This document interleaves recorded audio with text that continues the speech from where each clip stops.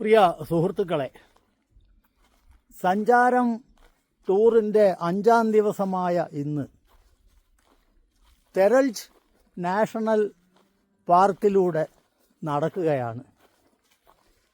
ഇത് മംഗോളിയയിലെ പ്രസിദ്ധമായ ഒരു പാർക്കാണ്. ഈ പാർക്കിലുള്ള ഗ്ലോറി റിസോർട്ടിൻ്റെ പ്രിമൈസിലൂടെയാണ് നടക്കുന്നത്. എന്ത് മനോഹരമായ പ്രകൃതി എന്ന് നോക്കണം. അപ്പോൾ രാവിലെ 7:30 പക്ഷേ നല്ല തണുപ്പായതുകൊണ്ട് ജാക്കറ്റൊക്കെ ഇട്ടുകൊണ്ടാണ് സഞ്ചരിക്കുന്നത്. അപ്പോൾ ഈ റിസോർട്ട് ഗ്ലോറി റിസോർട്ടാണ് ഈ റിസോർട്ടിൻ്റെ പേര്. ഞങ്ങൾ താമസിച്ചത് ഒരു യുർട്ടിലാണ്, എന്ന് പറഞ്ഞാൽ ഒരു സർക്കുലർ ടെൻറ്റ്. അപ്പോൾ അതിൻ്റെ വിശേഷങ്ങൾ പിന്നാലെ പങ്കുവയ്ക്കാം.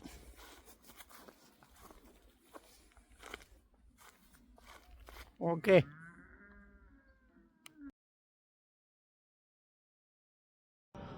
പ്രിയ സുഹൃത്തുക്കളെ, നിങ്ങൾ കണ്ടുകൊണ്ടിരിക്കുന്നത് തെരൽജ് നാഷണൽ പാർക്കിലെ കാഴ്ചകളാണ്. കണ്ടില്ലേ? ഇന്നലെ ഞങ്ങൾ താമസിച്ചത് ഈ തെരൽജ് നാഷണൽ പാർക്കിലുള്ള ഗ്ലോറി റിസോർട്ടിലാണ്. അപ്പോൾ രാവിലെ എഴുന്നേറ്റിപ്പോൾ 8 മണിയോളമായി. എങ്കിൽ പോലും നല്ല തണുപ്പാണ്. കാരണം ഇപ്പോൾ ഇവിടുത്തെ സീസണാണ്, ഇത് തണുപ്പ് കാലമല്ല. പക്ഷേ എന്നിട്ട് പോലും രാവിലെ നല്ല തണുപ്പാണ്. ഇവിടെ ഇപ്പോൾ പകൽ വളരെ കൂടുതലും രാത്രി വളരെ കുറവുമാണ്. രാവിലെ തന്നെ നല്ല വെളിച്ചം ഉണ്ടാവും. അതുപോലെ തന്നെ രാത്രി കുറേ കഴിഞ്ഞാലും നല്ല വെളിച്ചം ഉണ്ടാവും. അതായത് ഉത്തരായന കാലം എന്ന് പറയും. സൂര്യൻ ഉത്തരധ്രുവത്തിനോട് അടുത്ത് വന്നുകൊണ്ടിരിക്കുന്ന സമയമാണ്. അതാണ് ഇവിടുത്തെ സീസൺ. അപ്പം ഇത് കഴിഞ്ഞാൽ ഇനി കൊടും തണുപ്പ്. ഈ ഭാഗങ്ങളൊക്കെ ചിലപ്പോൾ ഐസ് കട്ടയിൽ മൂടി കിടക്കുന്ന കാഴ്ചയായിരിക്കും കാണുന്നത്. അപ്പോൾ മംഗോളിയയിലെ തെരൽജ് നാഷണൽ പാർക്കാണ്. ഇവിടെ ഉള്ള മംഗോളിയയിലുള്ള 60% ജനങ്ങൾ നോമാഡിക് ലൈഫാണ് ഫോളോ ചെയ്യുന്നത്. അവരുടെ ഡ്വെല്ലിങ്സാണ് കാണുന്നത്, താമസ സ്ഥലം. അപ്പോൾ അതിന് യുർട്ടെന്നാണ് പറയുന്നത്. യുർട്ട് ക്യാമ്പ് സർക്കുലർ ഷേപ്പിലുള്ള ഒരു കൂടാരമാണ്. അത് കുറേ കൂടാരങ്ങൾ ഒരുമിച്ചുള്ളത് ഒരു ക്യാമ്പ്, ഗർ ക്യാമ്പ് എന്നറിയപ്പെടുന്നു. കണ്ടോ? അതൊന്ന് കാണിച്ചു തരാം. അതാണ് താമസ സ്ഥലം. അപ്പോൾ ഇന്നലെ നമ്മൾ താമസിച്ചത് യഥാർത്ഥത്തിൽ ഒരു യുർട്ടിലാണ്. ഇങ്ങനെയുള്ള യുർട്ടുകളിലാണ് യുർട്ടുകളുടെ ഒരു ക്യാമ്പ്, അതായത് ഗർ ക്യാമ്പ്. ആ ഗർ ക്യാമ്പിലെ യുർട്ടിലാണ് ഞങ്ങൾ താമസിച്ചത്. അപ്പോൾ ആ യുർട്ടിൻ്റെ മുന്നിൽ നിൽക്കുന്നു. താമസ സ്ഥലത്ത് താമസം എങ്ങനെ ഉണ്ടായി എന്ന് ചോദിക്കുന്നതിൽ തെറ്റില്ല. നമ്മുടെ ഒരു സുഹൃത്ത് സഞ്ചാരം ടീമിലെ പ്രധാന അംഗമായ പ്രഹ്ലാദൻ സാറാണ്, ആന്ധ്രാപ്രദേശിലെ പ്രഹ്ലാദൻ സാറ്. സാർ, താമസത്തെക്കുറിച്ച് പറയുമ്പം എന്താണ് നമുക്ക് പറയാനുള്ളത്?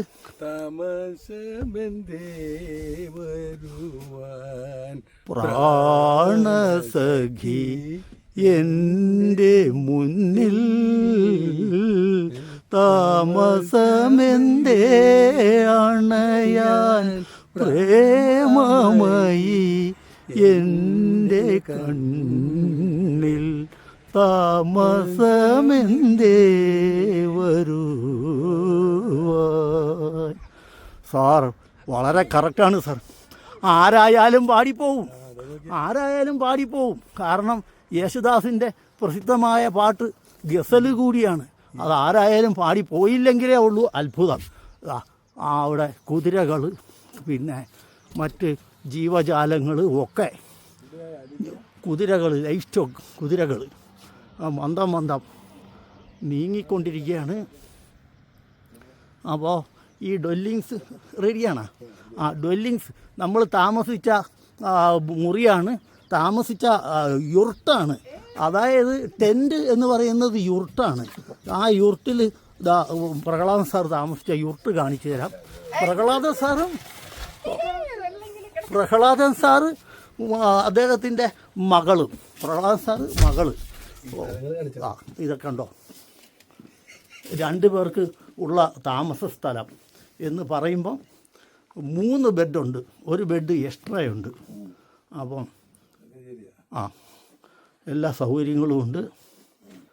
പിന്നെ ടോയ്ലറ്റ് കുട്ടി ഉപയോഗിച്ചുകൊണ്ടിരിക്കുകയാണ്. അത് സാധാ ടോയ്ലറ്റ്, എല്ലാ സൗകര്യങ്ങളും ഉള്ള ടോയ്ലറ്റാണ്. അല്ലാതെ അതിൽ വേറെ പ്രത്യേകതകളൊന്നുമില്ല. കണ്ട ഇതാ ബെഡ്, എല്ലാ സൗകര്യങ്ങളും ഉണ്ട്. പിന്നെ നമ്മൾ ഉദ്ദേശിക്കുന്നതിലധികം സ്പേസ് ഉണ്ട്. ഈ സർക്കുലർ ഷേപ്പ് ആയതുകൊണ്ട്. ഫ്രിഡ്ജ് ഉണ്ട്. കണ്ടോ, രാവിലെ പിന്നെ ഗ്രീൻ ടീ കുടിക്കാനുള്ള സംവിധാനങ്ങളുണ്ട്. പിന്നെ എന്തോ അലമാരയോ ബാക്കി സംഗതികളൊക്കെ ഉണ്ട്. ടോയ്ലറ്റ്, എല്ലാ സംവിധാനത്തോടും കൂടിയ ടോയ്ലറ്റ്, ബാത്റൂം, എല്ലാ സംഗതികളും ഉണ്ട്. അതിൽ ചൂടുവെള്ളം, തണുത്ത വെള്ളം ഒക്കെ കിട്ടാനുള്ള സംവിധാനം എല്ലാം ഉണ്ട്. രുചി ഒരുക്കത്തിനാണ്. അതുകൊണ്ട് ഇപ്പോഴും ഒന്നും ചോദിച്ചാൽ ചിലപ്പോൾ ഒന്നും മിണ്ടൂല, ഇത്തിരി ഗൗരവത്തിൽ നിൽക്കുകയാണ്. അപ്പോൾ ഇതൊക്കെ ഒന്ന് ഒരുങ്ങി റെഡിയാക്കി കഴിഞ്ഞിട്ട് ഇങ്ങോട്ട് വന്നു കഴിയുമ്പം ചോദിച്ചു കഴിഞ്ഞാൽ ഓരോ കാര്യങ്ങൾ പറയും. ഇനി സെൻറ്ററിൽ കണ്ടില്ലേ, മുകളിൽ ഇങ്ങനെ ഒരു സർക്കുലാർ വാതായനം, അതായത് ഇങ്ങനെയാണ് ഇതിൻ്റെ ജനൽ. ഇതാണ് സെൻറ്ററിലാണ്. ഇത് തുറന്നു കഴിയുമ്പോഴേക്ക് എയർ സർക്കുലേഷനൊക്കെ കിട്ടും. അങ്ങനെയാണ്.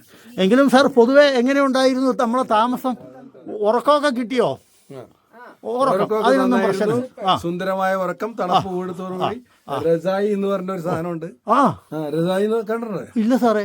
അയ്യോ, അതെനിക്ക് അറിഞ്ഞുകൂടെങ്കിൽ. രസായി പേരറിഞ്ഞുകൂടന്നേ ഉള്ളു. ഇത് പുതപ്പ്. ഇത് രസായി. രസായി എന്നാണ് അതിന് പറയുന്നത്. അത് ഉപയോഗിച്ച് എനിക്ക് അതിൻ്റെ പേരായിരുന്നു അറിഞ്ഞുകൂടാത്തത്. അതായത് കാറ്റ് കയറൂല. അങ്ങനെ പഞ്ഞിയും കോട്ടണും ഒക്കെ ആയിട്ടുള്ള രസായി എന്നാണ് സാറ് പറഞ്ഞപ്പോൾ അതിൻ്റെ പേര് മനസ്സിലായത്. അതൊക്കെ അറിഞ്ഞിരിക്കേണ്ട. ഇനി അതിൻ്റെ പുറമെ ഈ പറഞ്ഞ കണക്ക് ഉളൻ ബ്ലാങ്കറ്റും ഉണ്ട്. അപ്പം സുഖമായിട്ട് ഉറങ്ങാം. അതിനുള്ള സംവിധാനങ്ങൾ ഒക്കെ ഉണ്ട്. പിന്നെ നൈറ്റ് ഡ്രസ്സുണ്ട്, എല്ലാ സംഗതികളും. നൈറ്റ് ഡ്രസ്സ് രാത്രി അത് ഇട്ടുകൊണ്ട് കിടക്കാം. നൈറ്റ് ഡ്രസ്സ് ഇട്ടുകൊണ്ട് സുഖമായിട്ട് കിടക്കാം. ഓക്കെ, അപ്പോൾ ശരി, ഓക്കെ, ബായ്. പിന്നെ ഒരുങ്ങിക്കൊണ്ടിരിക്കുകയാണ്, അത് കുഴപ്പമില്ല. ഒരുങ്ങിക്കൊണ്ടിരിക്കുന്നത് ഇല്ല, നമുക്ക് അങ്ങോട്ട് പോവാം. ശരി, bye. Okay sir, thank you.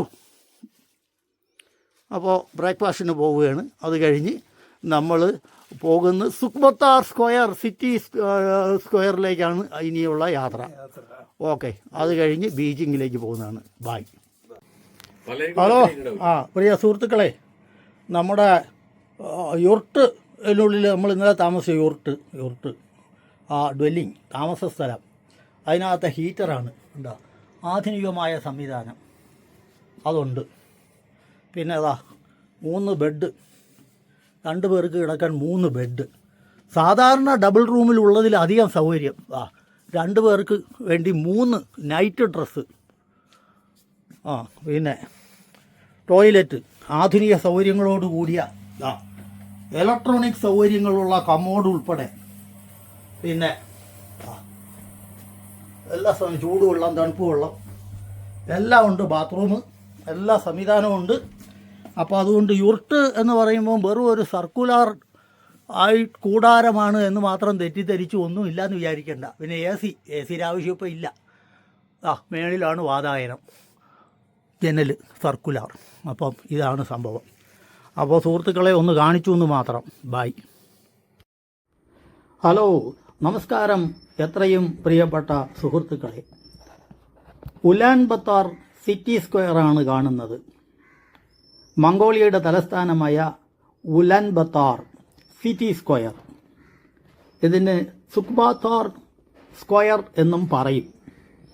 അപ്പോൾ ഇത് ഉലാൻബത്താർ തലസ്ഥാനമാണല്ലോ. ആ തലസ്ഥാനം സിറ്റിയിലെ ഏറ്റവും പ്രധാനപ്പെട്ട സ്ക്വയറാണ്.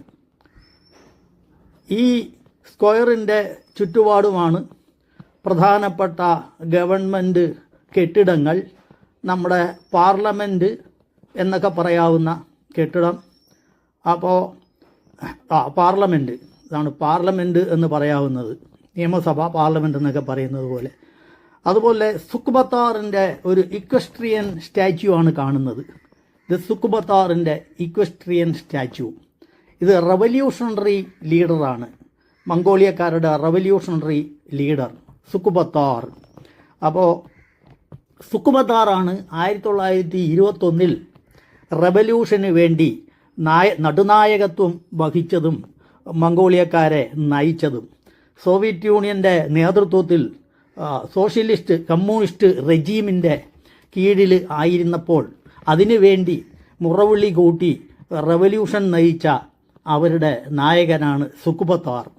അപ്പോൾ അന്ന് സ്ഥാപിച്ച പ്രതിമയാണ്, അതിൻ്റെ ഓർമ്മയ്ക്കാണ് ഈ സുഖുബത്താറിൻ്റെ ഒരു ഇക്വസ്ട്രിയൻ സ്റ്റാച്യു സ്ഥാപിച്ചിരിക്കുന്നത്. അതായത് കുതിരപ്പുറത്തിരിക്കുന്ന രീതിയിലുള്ള. ഇന്നലെ തലേ ദിവസം നമ്മൾ ജംഗിസ് ഖാൻ്റെ ലോകത്തിലെ ഏറ്റവും വലിയ ഇക്വസ്ട്രിയൻ സ്റ്റാച്യു കാണുകയും പരിചയപ്പെടുകയും ചെയ്യുകയുണ്ടായി. അപ്പോൾ ഇതാണ് അവരുടെ റവല്യൂഷണറി ലീഡർ. അപ്പോൾ 1980 മറ്റ് രാജ്യങ്ങളിലൊക്കെ സംഭവിച്ചതുപോലെ ജനാധിപത്യത്തിന് വേണ്ടിയുള്ള മുറവിളി ശക്തമാകുകയും സമരങ്ങളും മുന്നേറ്റങ്ങളും ശക്തമാവുകയും 1980 സോവിയറ്റ് യൂണിയൻ അസ്തമിച്ചപ്പോൾ, സോവിയറ്റ് റെജീം അവസാനിച്ചു കഴിഞ്ഞപ്പോൾ റെവല്യൂഷനിലൂടെ നേടിയ സോവിയറ്റ് റെജീം അസ്തമിച്ച് ജനാധിപത്യത്തിലേക്ക് വന്നു മംഗോളിയ. അങ്ങനെ ഇപ്പോൾ ജനാധിപത്യമാണ് ഇവിടെ കളിയാടുന്നത്.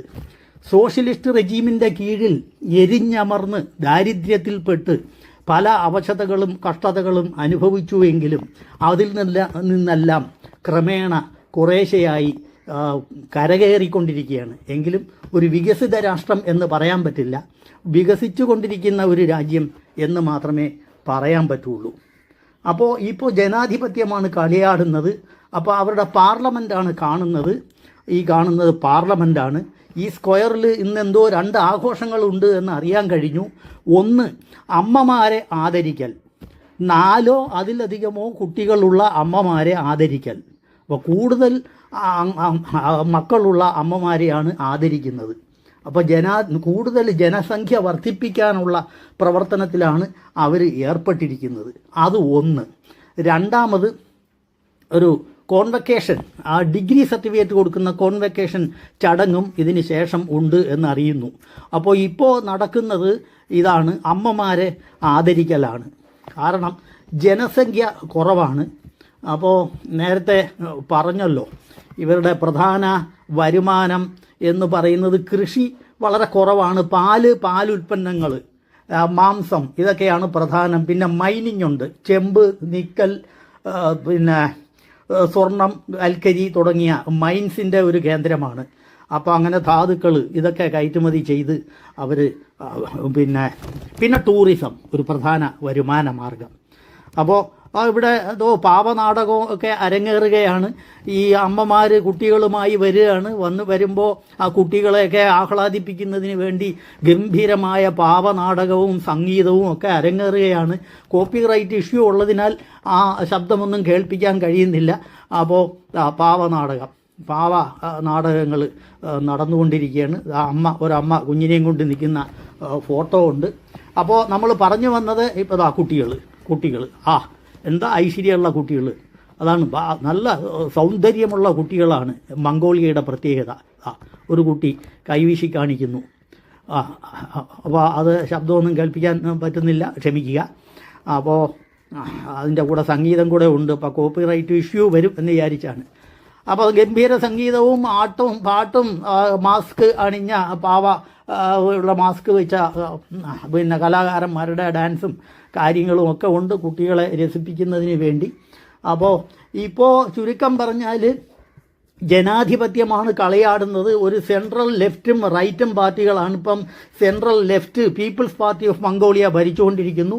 പ്രതിപക്ഷ പാർട്ടി എന്ന് പറയുന്നത് ഡെമോക്രാറ്റിക് പാർട്ടി ഓഫ് മംഗോളിയ. അപ്പോൾ അങ്ങനെയാണ് ഭരണം മുന്നേറിക്കൊണ്ടിരിക്കുന്നത്. പിന്നെ ടൂറിസം പ്രധാന വരുമാനമാണ്. അവിടെ മംഗോളിയയ്ക്ക് മാത്രമുള്ള പ്രത്യേകതയുണ്ടല്ലോ, വളരെ വാസ്റ്റായിട്ടുള്ള സ്റ്റെപ്പികൾ. അപ്പോൾ ഇതെല്ലാം കാണുന്നതിന് വേണ്ടി ഞങ്ങൾ യുർട്ടിൽ സന്ദർശിച്ചിട്ട് അവിടെ താമസിച്ചിട്ടാണ് വരുന്നത്. അപ്പോൾ അതൊക്കെ എക്സ്പീരിയൻസ് ചെയ്യാൻ വേണ്ടിയിട്ട് ധാരാളം ആളുകൾ, ടൂറിസ്റ്റുകൾ വരുന്നുണ്ട്. അപ്പോൾ വിശാലമായ സ്ഥലമാണ്. വിശാലമായ സ്ഥലം എന്ന് പറഞ്ഞാൽ ഏറ്റവും വലിയ സമുദ്രതീരമില്ലാത്ത രാജ്യമാണ് മംഗോളിയ. ഏറ്റവും വലിയ സമുദ്രതീരമില്ലാത്ത രാജ്യം. അപ്പോൾ അത് ജനങ്ങളാണെങ്കിൽ വളരെ വളരെ കുറവുമാണ് ഇവിടെ. വളരെ ജനങ്ങളുടെ എണ്ണം വെച്ച് നോക്കുകയാണെങ്കിൽ 34.8 lakhs എന്ന് പറഞ്ഞാൽ ഏകദേശം 35 ലക്ഷം ആണ് ഇവിടുത്തെ പോപ്പുലേഷൻ എന്ന് പറയുമ്പോൾ അത് ചിന്തിച്ചു നോക്കുക. ഇത് 15 ലക്ഷത്തി സംതിങ് സ്ക്വയർ കിലോമീറ്ററുള്ള വളരെ വിശാലമായ രാജ്യമാണ്. ജംഗിസ് ഖാൻ്റെ പ്രതിമ ബ്രോൺസ് പ്രതിമയാണ്. ജംഗിസ് ഖാൻ മയമാണ് നമ്മൾ പറഞ്ഞല്ലോ. ജംഗിസ് ഖാൻ മയമാണ് നമ്മുടെ മംഗോളിയ മൊത്തം തന്നെ. അദ്ദേഹത്തിൻ്റെ സാന്നിധ്യത്തിൽ അദ്ദേഹത്തെ സാക്ഷി നിർത്തിക്കൊണ്ടാണ് ഈ അവാർഡ് ദാനങ്ങളെല്ലാം നടക്കുന്നത്. അപ്പോൾ പറഞ്ഞു വന്നത് 15 ലക്ഷം സ്ക്വയർ കിലോമീറ്റർ ഏരിയയിൽ ഉള്ള മംഗോളിയയിൽ ആകെ ഉള്ളത് 35 ലക്ഷം മാത്രം. നമ്മളെ കേരളത്തിൽ 3.5 crore, അതായത് 350 ലക്ഷം, 10 മടങ്ങ്. അതിൻ്റെ 10 മടങ്ങാണ് കേരളത്തിൽ. അപ്പോൾ ഏരിയ പറഞ്ഞാലോ കേരളത്തിൻ്റെ 38,000 സംതിങ്, 39,000 ഒന്ന് കൂട്ടിക്കോളൂ. 39,000 സ്ക്വയർ കിലോമീറ്റർ കേരളം, മറ്റത് 15 ലക്ഷം സ്ക്വയർ കിലോമീറ്റർ. ജനസംഖ്യയാണെങ്കിൽ 10-1. അപ്പോൾ പിന്നെ അവർ ജനസംഖ്യ പ്രോത്സാഹിപ്പിക്കാതിരിക്കുമോ? നമുക്കിവിടെ അങ്ങനെയല്ല, നേരെ തിരിച്ചാണ്. നാം 2 നമുക്ക് 2. അപ്പോൾ പ്രിയ സുഹൃത്തുക്കളെ, പറഞ്ഞു വന്നത് നമ്മുടേതിൽ നിന്ന് തുലവും വിഭിന്നമായ അന്തരീക്ഷമാണ്. വളരെ വിശാലമായ മേഖലകൾ, സ്റ്റെപ്പികൾ, മരുഭൂമികൾ, ഗോപി മരുഭൂമി എന്ന് കേട്ടിട്ടില്ലേ? അതുപോലെ വിചിത്രാകൃതിയുള്ള പാറക്കെട്ടുകൾ, ഇടയ്ക്കിടെ പൈൻമര കാടുകൾ. ഇത് മാത്രമുള്ള വിശാലമായ ഏരിയ. ജനങ്ങളാണെങ്കിൽ ഇല്ല. അപ്പോൾ മാത്രമല്ല, ഉള്ള ജനതയിൽ പകുതിയോളം ഉലൻബത്ത തലസ്ഥാന നഗരിയിലാണ് തമ്പടിച്ചിരിക്കുന്നത്. അപ്പോൾ അതുകൊണ്ട് അവർക്ക് കൂടുതൽ ആൾക്കാർ വേണം. അപ്പോൾ ജനസംഖ്യ വർദ്ധിപ്പിക്കണം, പ്രോത്സാഹിപ്പിക്കണം. അതുകൊണ്ടാണ് 4 അതിലധികമോ കുഞ്ഞുങ്ങളുള്ള അമ്മമാരെ ആദരിക്കുന്നത്. ജംഗിസ് ഖാൻ എന്ന് പറയുന്ന അവരുടെ എക്കാലത്തെയും വലിയ നായകൻ്റെ, ഹീറോയുടെ സാന്നിധ്യത്തിലാണ് ഈ ആദരവ്. ജിങ്കിസ് ഖാൻ്റെ ബ്രോൺസ് പ്രതിമ, അനുചരന്മാർ 2 സൈഡിൽ അകമ്പടി സേവിക്കപ്പെട്ട് നിൽക്കുന്നു. അദ്ദേഹത്തിൻ്റെ സാന്നിധ്യത്തിലാണ് ഇത് നൽകുന്നത്. അപ്പോൾ ഇവിടുത്തെ പ്രധാന മതം ബുദ്ധമതമാണ്. പിന്നെ എക്സ്ട്രീം ക്ലൈമറ്റാണ്. -40 ഡിഗ്രി സെൻറ്റിഗ്രേഡ് വരെ പോകാറുണ്ട് ചില വിൻ്റർ നൈറ്റുകളിൽ. അപ്പോൾ ഇവിടെ പ്രകൃതി ദുരന്തങ്ങൾ എന്ന് പറഞ്ഞാൽ തണുപ്പും പട്ടിണിയും മൂലം മൃഗങ്ങൾ മരിക്കുന്ന സൂട്ട് എന്ന് പറയും. ഈ സൂട്ട് എന്ന് പറയുന്നത് അവരുടെ പ്രകൃതി ദുരന്തമാണ്. അപ്പോൾ ഇങ്ങനെയുള്ള ഒരു നാടാണ് നമ്മുടെ മംഗോളിയ. ഓക്കെ.